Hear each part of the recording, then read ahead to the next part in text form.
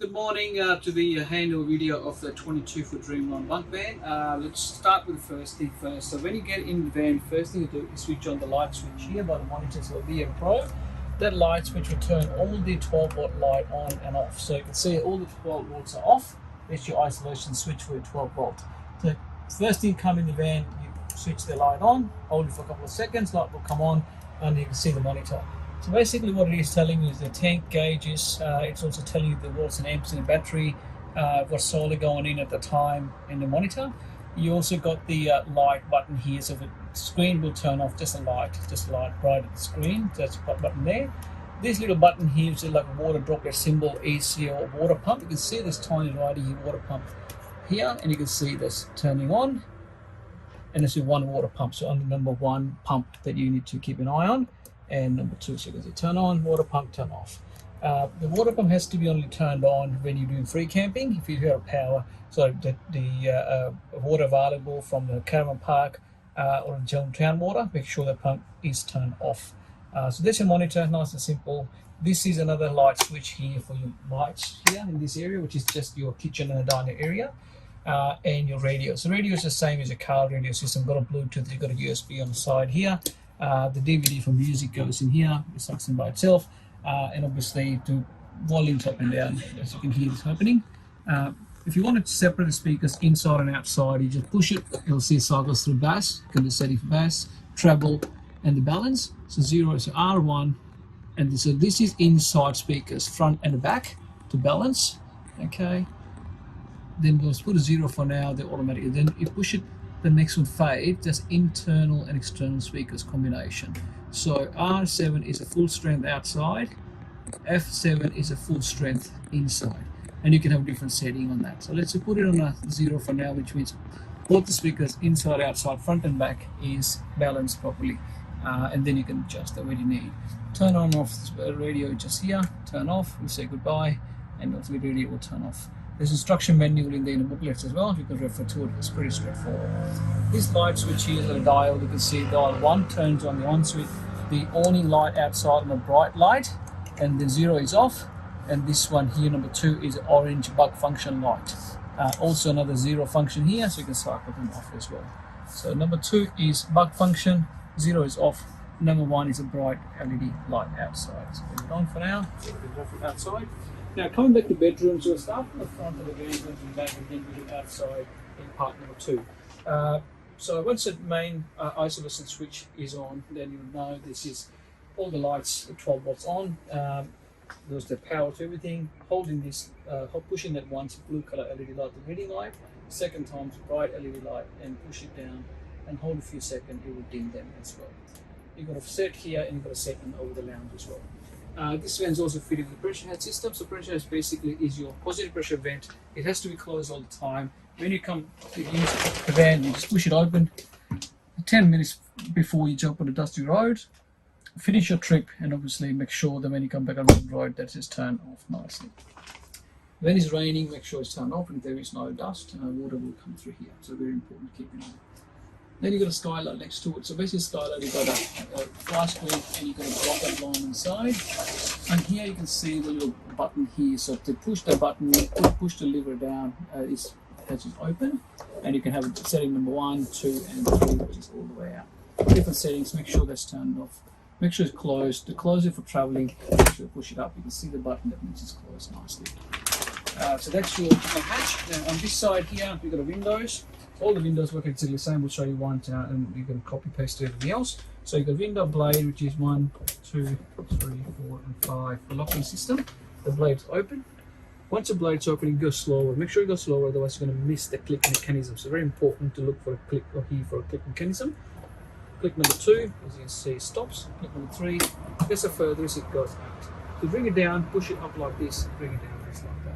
If you park next to a neighbour or next to a tree and don't have a facility to open the window fully out, you can open a little bit just down like that, and you can release the window down.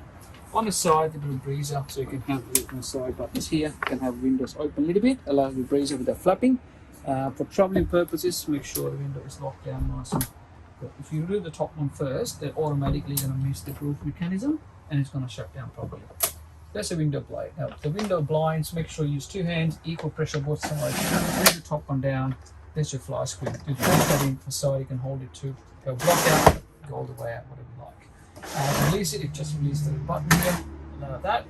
This has to be around halfway through at least, so it's not going to push it so hard and it's not going to muck around with the roller inside, and you can manually push it down.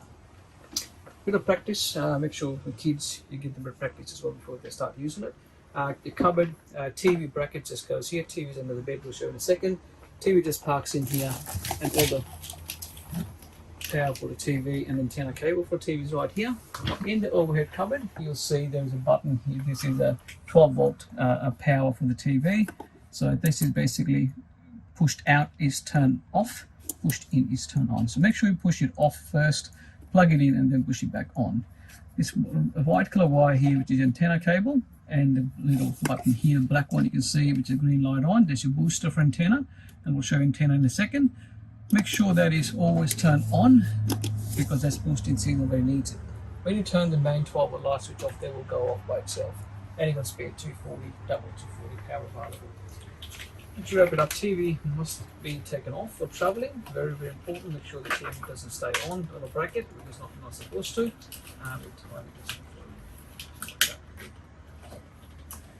Okay, while we're here, we'll look at antenna connection as well. So you've got antenna here, which is a line guard. So basically you can lift it up, just like it's an up and down position. So you're going up in this position, lines all the way out, and we'll stop. That means the antenna up. Here we have a look at that, looking at inside, so how the antenna stays up. Once you're up here, you can release this down a bit with the spring. Make sure you don't put too much pressure, just enough to release from the locking, and you can turn it in the direction to find the right signals for the TV. Once you're done, make sure you put the V bracket here to the V bracket mounted on the top here. That has to line up properly. Make sure that's lined up, so when you wind the antenna down, it's going to wind up nice and flat. That's what you want. It's very, very important to make sure that this is lined down and it's in the right position before you wind down. Next to here, you've got double 240 power point there, and you've got double USB inside the bed. They're all 12 volts. Underneath here, that's where the TV is in the bed.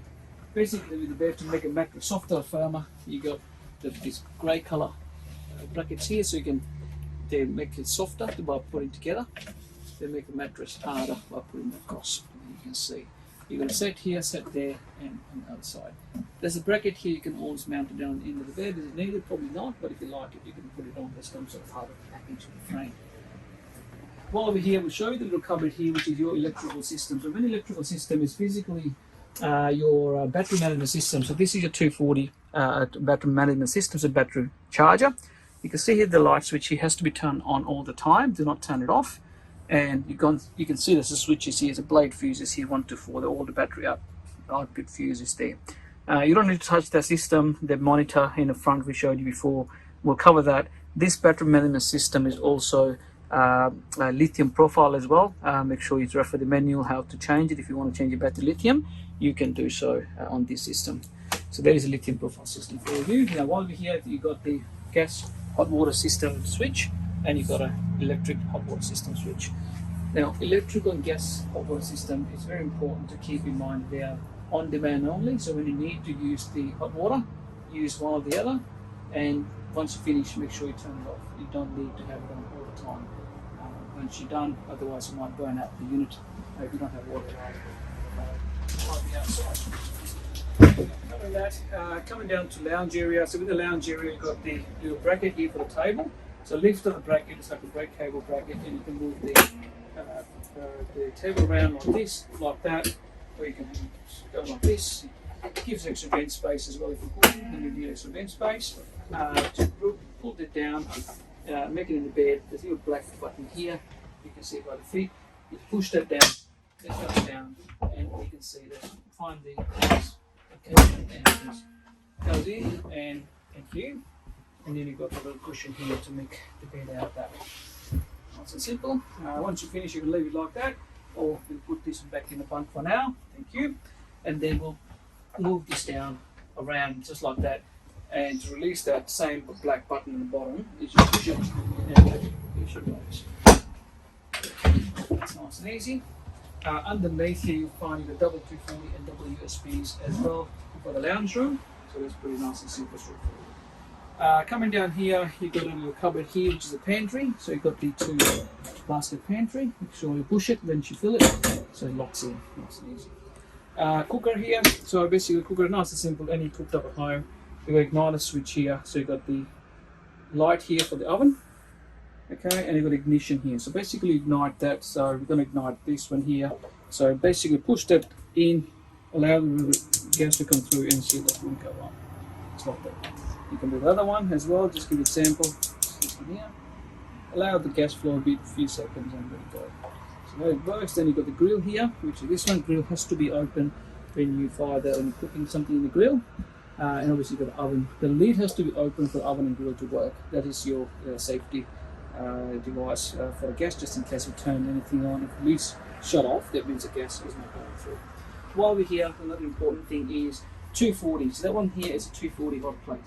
Very, very important to remember that 240 only, it takes time to warm up, and it takes time to cool down as well. So make sure you put a hand like this, make sure it's cooled down before you shut the lid. On the bottom here, you'll see there's a yellow color valve here, which is a gas oscillation valve. If you don't have it used for the van in 3 months, 6 months at a time, put in storage, you can turn it off, stops the gas swelling through. When you put anything in storage here, make sure you don't put something heavy that knocks the pipe over in a gas pipe. So it could be a couple of anti-slip mats and a couple of plastic tubs and all the gear in it. That might be fine. Here you got the cooktop. So this on the cooktop, this is your range hood. So you got an LED light here for range hood, and you've got a fan switch here for the range hood as well. Shut it down. So that's pushed in, just a clip hold it in. You've got a drinking water. You've got a filter here, so you can see the filter for the drinking water right here. Just a simple gas bearer, so a filter. 12 months generally takes to refill up. If you have water which is not of good quality, there might be earlier. You'll see the pressure drops here in the drinking water, so you know that is now time to change filter. Other than that, you've got a normal tap, just like hot and cold water connection. You've got an LED light here, which is touchscreen light. Then you've got a microwave, so pretty simple. Any microwave at home, same principle. Make sure you take the plate out for traveling. I'm going to put the plate here. So let's make sure that it's nice and tucked in, so it's not going anywhere. And it's not going to go anywhere now. Otherwise, you've got a 30-second microwave, 240 only, obviously. 30-second goes in, and they've got different options here, which is the instruction menu will have all of them available as well. Then you've got double 240 by the kitchen bench here as well, so that's there. While we're here, we'll have a look at the fridge. So basically, there's a button here. There's only one button you can see in the fridge. You hold it for a few seconds, and the fridge on, so the fridge is on. A button is an automatic source selector. So keep the A button on. If you get gas available, it goes to gas. If the 240 available, it goes straight to 240 as well by itself. Pushing the button, you can manually override as well. The 240, so it's blinking because we're not plugged into the power. Same thing with battery. So that battery is a car battery when you're driving, or you've got a gas override switch, and you can adjust the up and down how cool you want, things like that. To put that A button on, which automatically goes on the gas when it needs it, it lights up, ignites. Make sure it's 12 volt switch, isolation switch is on, and the gas is on for that to work. We don't have a use for it, so we're going to turn it off at the moment. Hold it a few seconds and it will turn it off. Underneath here, you've got the water pump setup. So basically with the water pump, you'll see it's a water pump physical unit here. Now with the water pump, there's a switch we showed you in the main screen by the door. The green taps here that associate with its 2 tanks. If you want to use one tank, not the other, you can turn the one valve and use the one tank, so you know you're halfway through if you want to, or get a balance out, or a weight distribution, whatever you like it. Obviously this is not covered, they don't store anything. And there's a yellow gas valve here, same like the oven. This is a gas supply for a fridge, so that's, you can turn it off if you don't have use for it in storage situation. Okay, let's turn it off. Next one here, you got a little light here to get into the bunk area, so that will turn on this area's lights. You've got the drawers, and you've got a cushion here, so let's see here. Okay. On here you've got the cupboard, so basically the cupboard just opens up and there's a washing machine. So with the washing machine, it's pretty simple. You can adjust the water level. You can see high, medium, low, minimum. Process, you can select wash, rinse, spin, and rapid. Once you set up to the level, automatically LED will pop up how long it's going to take. start and pause, and you can still power on and off once you plug it into 240. And you've got a power here for 240s, make sure that's on, and power is on, or you're using generator. Using the washing machine, basically there's a little cap here. What it's doing, this is stopping the ball moving. So this is therefore, so put the clothes in there, soap in there, and select the cycle, and off you go. Once you finish, take all the load out, make sure that goes back in position for traveling. That way the ball is not moving, so that's for your safety mechanism. Okay, so that's that. Now we've done one suite area. So this van is fitted with the shower door. So there's a latch right here which has all of this to be locked up for traveling. Opening the ensuite area, so get in there. Alright, so first of all is your toilet. So we'll show you part one, which is internal toilet, and we'll show you the cassette system outside when we go outside in video number 2. So toilet, only one button here, basically push the button, allows the water to go through, leave it, and then water will stop. If the cassette is full outside, the light will flash here. Make sure that you not use it. Make sure you clean the toilet, pre-filled with fresh water and chemicals, and push it back into position.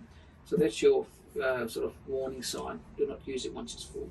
Other than that, the toilet itself is basically, oops, sorry, missed a bit of cable here. Underneath here, you'll see there's a valve, so there's a little tap. So that has to be in a centralized position all the time when you're traveling. When you want to use a toilet, basically open, use flush, and push that back. The cassette will not come out if you have put that in open position. It's just for safety. Also, if you're traveling and if you forget that open, smell is going to come through, then it's going to jump on traveling. So it's very important to make sure you get a habit of keep it closed all the time. Whenever you want to use a toilet, open, use flush, push it back. Then we'll show you outside cassette bit in a second. Okay, while we're here with the double towel rail, you've got exhaust here. So basically you got this little button here that's go up. That's your exhaust, and then you've got a hot switch here, and then the exhaust comes out like that. Make sure they're shut down nice and tight. Here you've got the LED touchscreen light switch here, and your normal flick mixer tap. Double 240 power point and towel rail. In here you've got the shower. The shower basically, as you can see, we've done that in like a JB bag, tie it up there, or you can put it in a bucket outside, just on the bottom, or wrap it up in a towel or rag or something, leave it down. Not supposed to be trouble with the shower head up. Otherwise, you've got the light there, and you've got exhaust exactly the same as the one I showed you here. Make sure it's locked up, and there's the latch on. Very, very important. Coming down here, and you can obviously make sure that shuts down. When it shuts it down, make sure it is locked up like this, so it's not opening while you're traveling. Aircon is basically simple, straightforward. Aircon, all the touchscreen lights, it's pretty clear. You can see the power button, the light, the plus and minus, which is the temperature, obviously, different mode setting, and the fan speed setting. Obviously, you've got remote control as well, so you can use that. Otherwise, this is basically your cupboards and things like that, so you feel that you're trying to distribute the weight equally. Hopefully that covers most of it on the inside, and we'll cover the part 2 video from outside. Thank you.